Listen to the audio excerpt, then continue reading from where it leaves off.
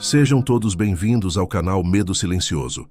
Não deixem de se inscrever e ativar o sininho para não perder os próximos vídeos. Além disso, comente de qual cidade você está falando. Desde já, o nosso muito obrigado.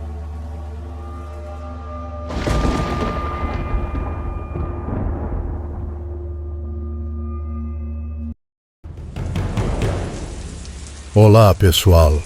Por favor, ajudem-nos a alcançar a meta de 4.000 horas assistidas.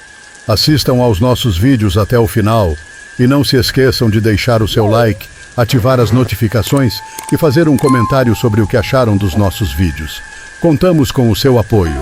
Agora, vamos ao vídeo. Era uma noite de tempestade quando a paróquia de São Miguel começou a murmurar sobre os estranhos acontecimentos que cercavam o padre Joaquim. Ele era um homem respeitado, com uma voz suave que acalmava as almas e trazia conforto aos fiéis.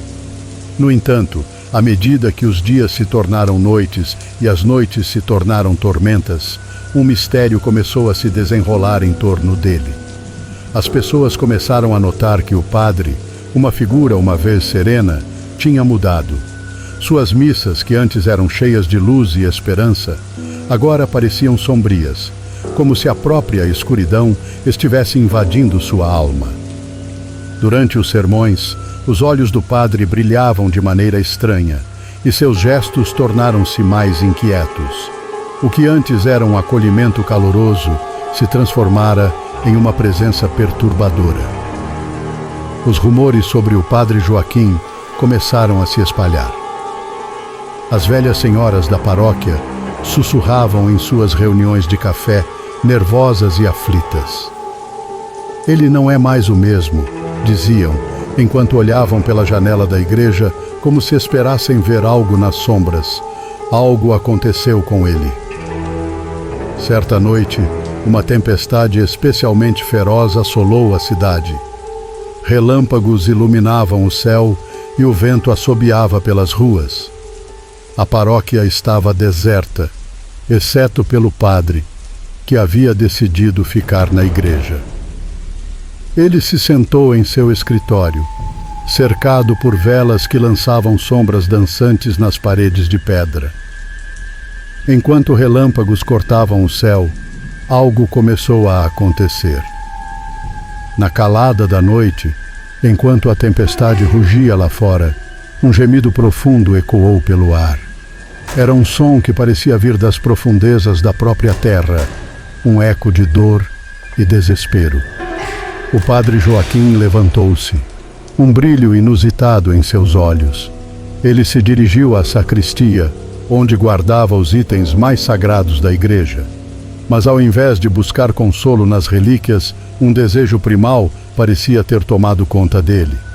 Enquanto as sombras se alongavam e o vento uivava, o padre começou a transformar-se. Seu corpo contorcia-se de forma grotesca e uma dor agonizante subia por suas costas. Os músculos encolhiam e se expandiam, os ossos estalavam como se estivessem se quebrando. Quando a transformação terminou, o que antes era um homem agora era uma criatura monstruosa, um lobisomem. Seus olhos, uma vez cheios de fé, agora brilhavam com uma luz selvagem e incontrolável. No entanto, Joaquim ainda estava lá, preso dentro daquela besta. A mente do padre lutava para manter o controle, mas a fome e a ferocidade da criatura eram avassaladoras. Ele sentiu o chamado da floresta, um desejo incontrolável de correr, de caçar, de se entregar à noite. Assim que a porta da paróquia se abriu, um uivo ressoou, misturando-se ao som da tempestade. O padre lobisomem desapareceu na escuridão, como um espectro fugidio. Na manhã seguinte, a paróquia despertou com uma sensação de inquietação. O céu ainda estava nublado e uma sensação de opressão pairava no ar. As pessoas começaram a notar a ausência do padre Joaquim. Ele não aparecera para a missa matinal, algo impensável. Aqueles que se aventuraram a ir até a igreja encontraram-a vazia, exceto pela vestimenta do padre jogada no chão, como se ele tivesse sido arrancado dela. Os fiéis, apavorados, se reuniram na praça da cidade. As conversas logo se transformaram em pânico, e as velhas histórias sobre lobisomens começaram a ressoar nas mentes das pessoas. Ele se foi. Ele virou um lobisomem, gritou uma mulher, enquanto outras faziam o sinal da cruz, buscando proteção. Enquanto isso, na floresta, o padre Joaquim lutava para recuperar o controle. Ele vagava entre árvores antigas e sombras, uma criatura de pesadelos. A sensação de liberdade que a besta lhe proporcionava era intoxicante, mas ele não conseguia esquecer seu papel como padre, seu dever de proteger a paróquia e seus fiéis. Ele sentia a necessidade de voltar, mas a criatura dentro dele o puxava para longe, para a escuridão. Com o cair da noite, a cidade estava em estado de alarme. Grupos de homens armados se formaram, prontos para enfrentar o que quer que estivesse rondando a paróquia. Mas quando o padre voltou, não era o homem que todos conheciam. Ele se aproximou, as garras longas e os olhos brilhantes, um lobo em pele de homem. Mas ainda assim, o padre Joaquim lutava para emergir. As lanternas iluminavam seu caminho enquanto os aldeões se preparavam. Ao avistá-los, uma mistura de fúria e dor tomou conta da criatura. Ele não queria machucar ninguém, mas a batalha entre a besta e o homem era intensa. Com um último esforço, ele deixou escapar um uivo profundo, ecoando entre as árvores como um lamento. Os homens hesitaram, sentindo a dor e a luta em sua voz. E por um breve momento, Joaquim teve a chance de falar. Não, eu não sou o que você pensam. Eu sou seu padre. O medo tomou conta de todos, mas ao mesmo tempo, uma onda de compaixão emergiu. Aqueles que o conheciam não podiam esquecer o homem que havia confortado suas almas. Mas a transformação não poderia ser desfeita. Era uma noite sem lua no sítio do compadre Zé. As estrelas, geralmente brilhantes naquela região isolada, pareciam se esconder atrás de nuvens espessas. O vento soprava leve, mas carregava consigo um frio que entrava pelos ossos. Era uma daquelas noites em que o silêncio era tão profundo que qualquer som parecia mais alto do que deveria. Zé estava acostumado com a calmaria do campo, mas aquela noite tinha algo de diferente. Ele, homem calejado da vida rural, não era dado às superstições, mas desde cedo ouvia histórias. Histórias de lobisomens que vagavam pelas terras ermas, criaturas metade homem, metade fera, que se transformavam nas noites sem lua. Era o tipo de conto que ele contava rindo, achando graça do medo alheio. No entanto, naquela noite, o riso sumiu de seu rosto. Tudo começou quando os cachorros, geralmente tranquilos, começaram a latir furiosamente. Zé saiu na varanda, com a espingarda em mãos, pensando que fosse algum bicho rondando as galinhas. Mas quando olhou ao redor, sentiu o primeiro arrepio. Os cães estavam todos encolhidos num canto do terreiro, com o rabo entre as pernas, como se tentassem se esconder de algo. Os latidos agora se transformavam em gemidos baixos, quase desesperados. — Que diabo é isso? Murmurou Zé, tentando enxergar além da escuridão. Foi então que ele ouviu um uivo longo, profundo e diferente de qualquer outro som que ele já ouvira na vida. Não era o uivo de um lobo ou de um cachorro comum. Tinha algo de humano, algo de maligno. Zé sentiu o coração bater mais rápido, mas se forçou a manter a calma. Segurou firme a espingarda e desceu os degraus da varanda, pisando na terra úmida, com os olhos fixos no mato alto que cercava o sítio. O uivo se repetiu, dessa vez mais perto. A essa altura, Até mesmo os galos, geralmente tão barulhentos, estavam em silêncio. O vento parecia ter parado. Era como se a natureza inteira estivesse prendendo a respiração. Zé caminhou lentamente em direção ao curral, o barulho de suas botas ecoando no chão duro.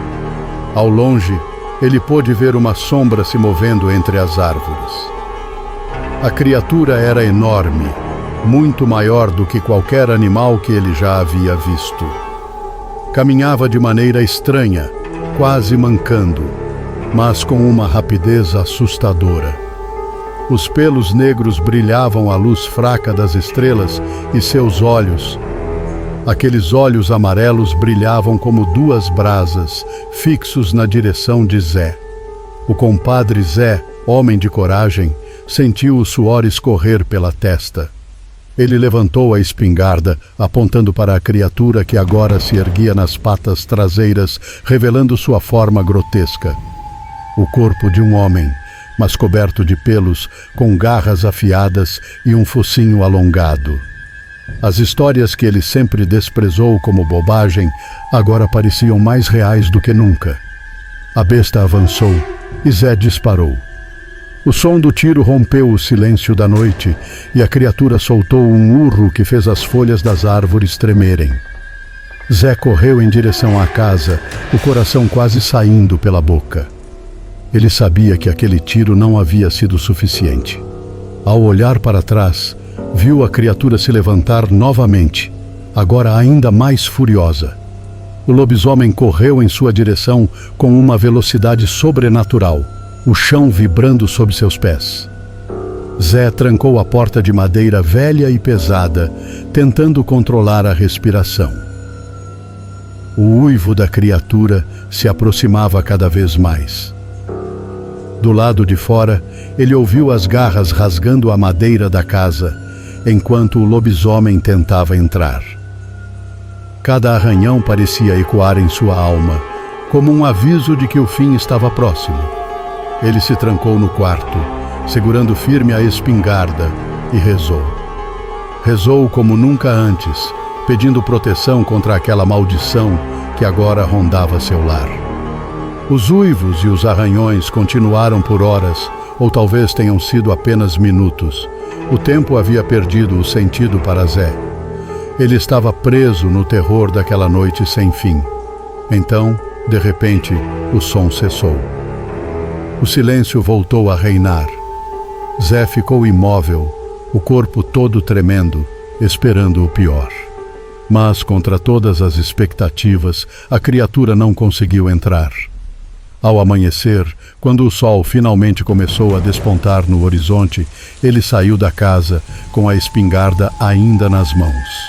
No terreiro, havia marcas profundas de garras no chão e na madeira da porta.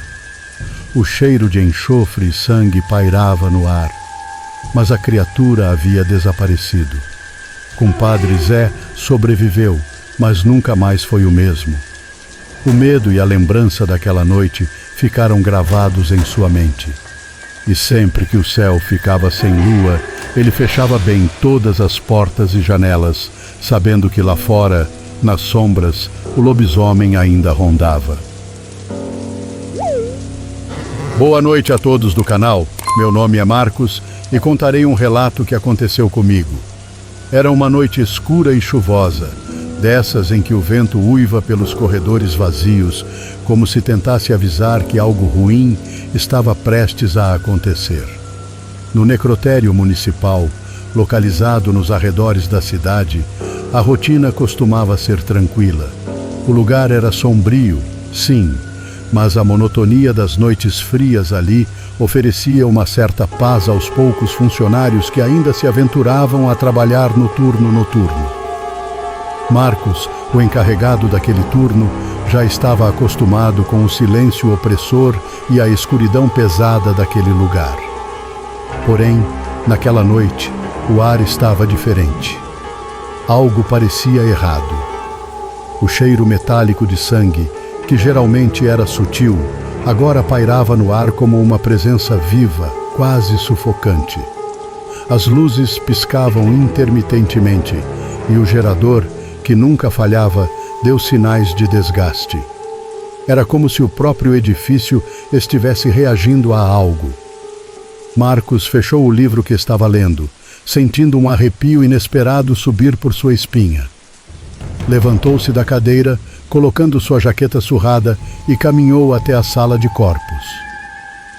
A porta de aço pesado se abriu com um rangido prolongado, e ele entrou, com o som de seus passos ecoando pelo chão frio e de azulejos brancos.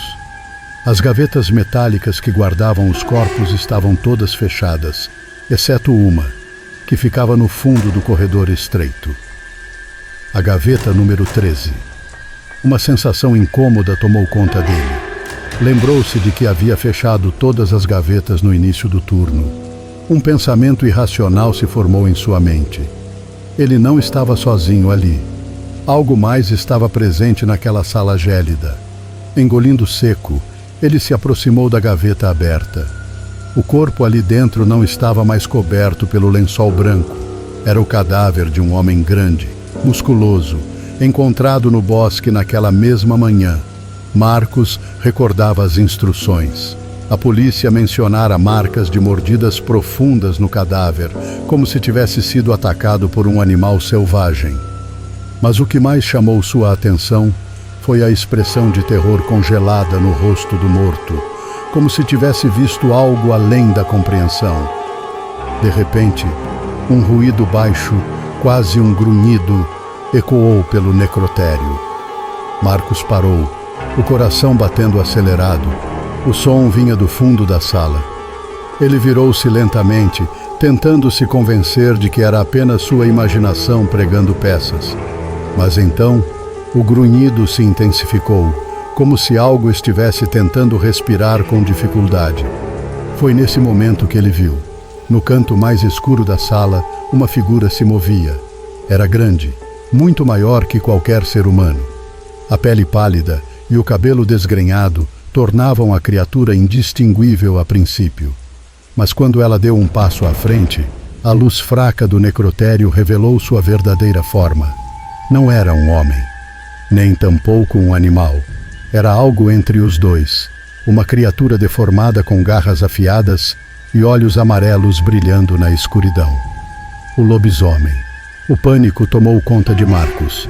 Ele tentou correr, mas suas pernas pareciam coladas ao chão. A criatura avançou lentamente, como se estivesse saboreando o medo que emanava dele. Os grunhidos agora se misturavam com um som quase humano, como se a besta estivesse presa entre dois mundos, lutando para manter sua forma monstruosa. Marcos tropeçou para trás, tentando chegar à saída. No entanto, o lobisomem saltou, aterrissando na frente da porta, bloqueando qualquer chance de fuga. Seus dentes, grandes e pontiagudos, brilhavam à luz intermitente.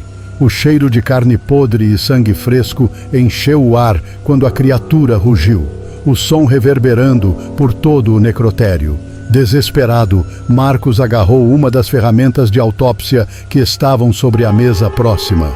Seu coração disparava e sua mente gritava para ele fugir, mas seus instintos o faziam avançar. Com um movimento rápido, ele tentou golpear a criatura, mas o lobisomem desviou com uma agilidade impossível para algo de seu tamanho. O golpe, no entanto, fez com que a criatura recuasse por um breve instante e Marcos aproveitou a oportunidade. Ele correu para outra saída, sentindo o chão frio sob seus pés, enquanto o rugido furioso da criatura ecoava atrás dele. Cada segundo parecia uma eternidade. Ele saiu pela porta de emergência, trancando-a atrás de si, mas sabia que aquilo não o protegeria por muito tempo. O som das garras arranhando a porta era a prova de que o lobisomem estava determinado a alcançar sua presa. Do lado de fora, sob a luz pálida da lua cheia, Marcos percebeu que sua batalha estava apenas começando. O necrotério agora não era mais um lugar seguro, e a criatura que o caçava parecia sedenta por sangue. Ele olhou para o céu e, por um instante, teve a certeza de que aquilo não era um simples pesadelo. Na pequena vila de Caruaru, um velho andarilho chamado Lúcio era uma presença constante nas noites enluaradas. Ele vagava pelas ruas de pedra, envolto em um manto esfarrapado, com um olhar distante que parecia guardar os segredos mais sombrios da terra. As crianças o temiam e os adultos desviavam o olhar, murmurando sobre a maldição que o acompanhava. A história de Lúcio era conhecida entre os mais velhos da vila, uma lenda que, com o passar dos anos, se transformara em um pesadelo. Diziam que, em sua juventude, ele era um caçador valente, um homem que desafiava as forças da natureza com seu arco e flecha. Mas sua bravura atraiu a ira de um ser que habitava as florestas sombrias, um lobisomem. Em uma noite fatídica, enquanto caçava, Lúcio cruzou caminhos com a criatura. O combate foi feroz, mas o caçador saiu vitorioso, ou assim pensou. Na verdade, ao ferir a besta, ele herdou a maldição que a envolvia. Desde então, em noites de lua cheia, Lúcio se transformava na própria criatura que uma vez enfrentara. O corpo dele se contorcia, os músculos se expandiam e a pele se cobria de pelos espessos. O uivo da fera ressoava nas florestas e os gritos de terror ecoavam pela vila. Os moradores diziam que o lobisomem que aterrorizava a região era o próprio Lúcio, um homem perdido entre duas realidades, condenado a vagar eternamente entre a sanidade e a loucura. Em uma dessas noites enluaradas, enquanto o céu brilhava intensamente, um grupo de jovens decidiu desafiar a lenda. Eles estavam cansados dos medos impostos pelos mais velhos e queriam confrontar o mito. "Se ele realmente existe, vamos descobrir", disseram, rindo e se gabando de coragem. Com lanternas nas mãos, partiram em direção à floresta, determinados a encontrar o velho. Lúcio, do outro lado da vila, sentiu a mudança no ar. Ele já havia escutado os murmúrios, o medo e a curiosidade que cercavam seu nome. Sabia que a lua cheia se aproximava e sua transformação estava prestes a acontecer. Com a mente ainda clara, ele se dirigiu à floresta, buscando um lugar isolado onde pudesse se esconder da vila. Mas a curiosidade dos jovens o alcançou. Quando os jovens chegaram à clareira, o silêncio da floresta era perturbador. O único som era o farfalhar das folhas sob seus pés. Eles chamaram pelo velho, mas apenas o eco de suas vozes respondeu. A lua cheia se elevava no céu, lançando sua luz prateada sobre a vegetação. A atmosfera começou a mudar. Lúcio sentiu a transformação começando a ocorrer. Os primeiros estalos de ossos ecoaram na escuridão e a dor se espalhou pelo seu corpo. Ele se escondeu atrás de uma árvore, esperando que a metamorfose passasse rapidamente, mas o desejo da besta se intensificou. Os jovens, percebendo que algo estava errado, começaram a recuar, mas o medo já havia se instalado. Foi então que Lúcio, na forma de lobisomem, emergiu da escuridão. Seus olhos brilhavam como lanternas e um rosnado profundo e aterrorizante ecoou pela floresta. Os jovens, paralisados pelo medo, viram a criatura que era a própria personificação do terror. A criatura avançou, mas ao invés de atacar, Lúcio, ainda consciente em sua mente, implorou em um tom rouco e grave: "Fujam, não se aproximem." Sua voz soava como um lamento, uma súplica do homem que ainda existia dentro da fera. Os jovens, aterrorizados, correram para longe, gritando e tropeçando nas raízes e arbustos, a adrenalina os impulsionando. A transformação completa tomou conta de Lúcio, e em sua fúria, ele correu pela floresta, uivando sob a lua cheia. A dor da maldição o consumia, mas por dentro ele lamentava as vidas que poderia ter arruinado. Em sua mente, as lembranças de um passado feliz surgiam, mas eram ofuscadas pela sombra da besta que ele agora era. Quando a manhã finalmente chegou, os habitantes da vila encontraram Lúcio, em sua forma humana, deitado em uma clareira, exausto e cheio de dor. O velho olhou para a lua, agora escondida entre as nuvens, e sentiu a vida voltar lentamente ao seu corpo. Sabia que mesmo em sua forma humana, a maldição ainda o acompanhava. Um andarilho para sempre, vagando entre o lamento da sanidade e o grito da fera que habitava seu ser. Assim, a história de Lúcio continuou a ser contada, um aviso para aqueles que ousavam desafiar o desconhecido. O velho andarilho, um homem marcado por sua coragem e sua maldição, se tornaria uma lenda, um eco de terror que se espalharia entre as gerações.